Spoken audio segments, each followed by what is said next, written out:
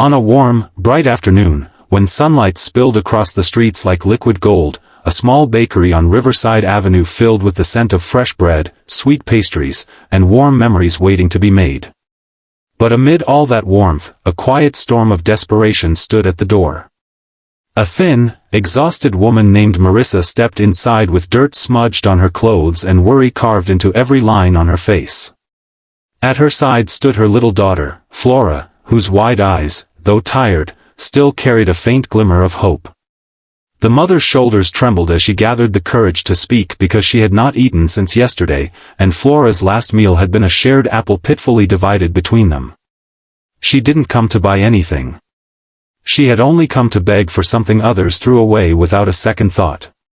If you believe kindness still matters in this world, if you believe second chances can save someone's life, please take a moment to like, comment, share, and subscribe to Kindness Corner. Your support helps us spread stories that heal. Inside the bakery, everything felt painfully luxurious to Marissa. Rows of fresh loaves stacked neatly, pastries glazed like jewels, cakes decorated as if for royalty. She lowered her gaze to avoid the stares she feared would burn holes into her dignity. Flora clung to her sleeve, her small fingers trembling. The mother approached the counter with hesitant steps, the floor almost feeling too polished for dusty shoes like hers. The employees looked up, their polite smiles fading slightly, unsure of what to expect. Marissa's voice shook as she asked them if they had any expired cake, something thrown out at the end of the day, anything that she could give her daughter who hadn't had a treat in months. But what she didn't know was that someone else stood in the bakery watching closely. A tall, well-dressed man named Roland Vance, one of the city's wealthiest entrepreneurs, was there quietly, dressed in a simple gray suit instead of his usual boardroom attire. He had stepped into the bakery to escape the noise of the world outside and to enjoy one of the peaceful routines he rarely admitted he needed. He had come for a slice of blueberry pie, but life had served him something far more important. As Marissa spoke those heartbreaking words, Roland felt something shift inside him. People often believed wealth turned hearts cold. But in his case, loss had already done that years ago.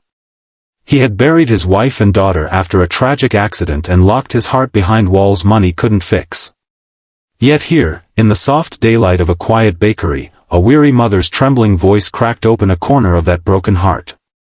Marissa stood frozen as the workers awkwardly exchanged glances. They wanted to help, but their boss had strict rules against giving away food before closing. Her cheeks burned with shame as the silence thickened. She thought about turning back, escaping the embarrassment, pretending she hadn't asked. But hunger had a way of welding a person to hope. Even when hope felt like a wound, Flora tugged gently at her sleeve, her eyes drifting toward a strawberry-topped cake behind the glass. She didn't ask for it. She wouldn't dare. Children like her learned early what dreams were allowed and which ones weren't. Roland noticed everything. The way the little girl hid behind her mother. The way Marissa tried so hard to stand tall despite the weight pushing her down. He could almost hear echoes of his own daughter in Flora's small hands and hopeful silence. Something inside him broke in the most human way possible. It wasn't pity. It wasn't charity. It was recognition. The recognition of suffering he knew too well. In that moment, he didn't see a homeless woman or a starving child. He saw two souls pushed into shadows by life's cruelty. Standing in the doorway of a place filled with warmth they weren't sure they deserved. What happened next unfolded with the gentleness of daylight drifting through a window. Roland stepped forward, not announcing who he was, not waving around his wealth, not trying to attract attention. He walked quietly to the counter and asked the workers to pack the freshest cake in the display. The large vanilla sponge layered with berries coated with cream and decorated with fruits bursting with color. Then he asked for 2 warm meals, pastries, sandwiches, and anything he believed could restore life back into a hungry pair of eyes.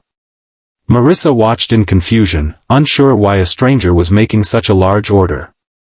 When he turned to her, she braced herself for a lecture or judgment, her heart tightening like a fist. Instead, Roland simply placed the bag gently on the counter, nodding for the cashier to hand everything to her. His voice stayed calm and steady, thanking the staff and wishing them a good afternoon, as if his act of kindness was the most ordinary thing in the world. He didn't wait for applause. He didn't wait for gratitude.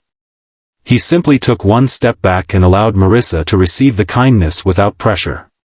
But when her trembling hands reached for the bag, her eyes filled with disbelief, and she broke down in a way she'd been holding back for months.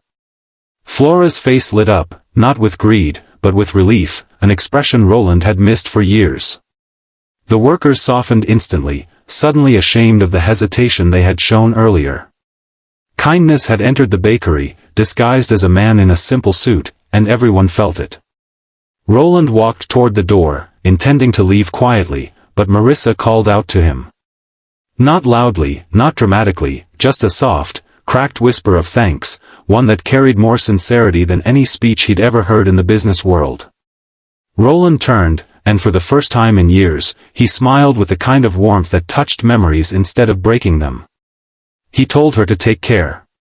No names, no instructions, no conditions, just humanity. As Roland stepped into the daylight outside, the sun seemed kinder, the wind gentler. He realized that the world still had room for healing, that helping someone else had stirred something alive inside him he thought was long gone. Marissa and Flora sat on a small bench outside the bakery, sharing cake with the joy of people who hadn't felt seen in too long. Their smiles, though quiet and tired, looked like the sunrise of a better day. And Roland understood that sometimes it wasn't grand gestures or millions of dollars that changed a life. It was one moment of compassion delivered at exactly the right time.